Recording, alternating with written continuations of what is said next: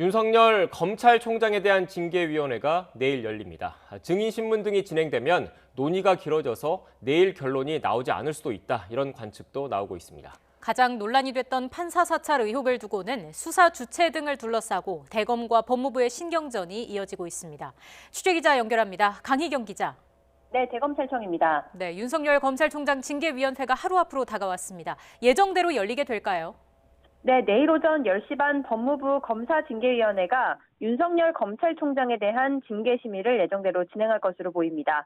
어제 윤석열 총장 측에서는 이성윤 서울중앙지검장과 한동수 대검감찰부장, 정진웅 광주지검 차장검사, 익명의 감찰 관계자 등 4명을 추가 증인으로 신청했습니다.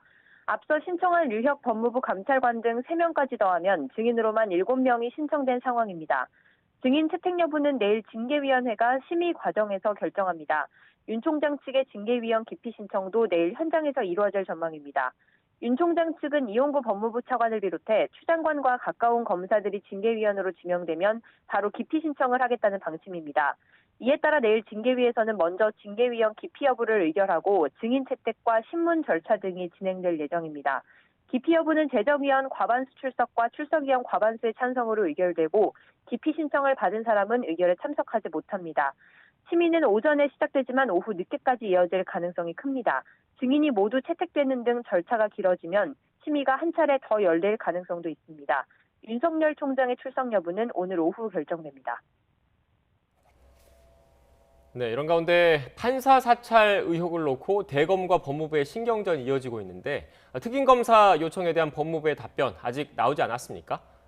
네, 어제 오전 대검찰청은 대검감찰부에서 진행하고 있던 윤 총장의 판사 사찰 의혹 사건 수사를 서울고등검찰청이 하도록 지시했습니다. 인권정책관실 조사 결과 대검감찰부의 수사 과정에서 적법 절차 위반 등이 확인돼 공정한 수사를 기대하기 어려워졌다는 게 주된 이유였습니다. 대검은 감찰부 사건을 서울고검으로 배당하면서 법무부에서 수사 의뢰한 윤 총장의 직권남용 혐의 사건도 함께 서울고검으로 보냈습니다.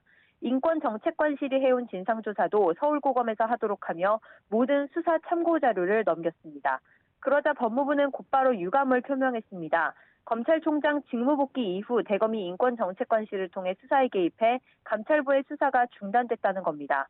또 대검 차장검사가 사건을 서울고검에 배당하도록 지시한 건 총장의 지시나 다름없다고도 주장했습니다. 이에 대검도 지시 배경을 구체적으로 설명하며 재차 반박에 나섰습니다.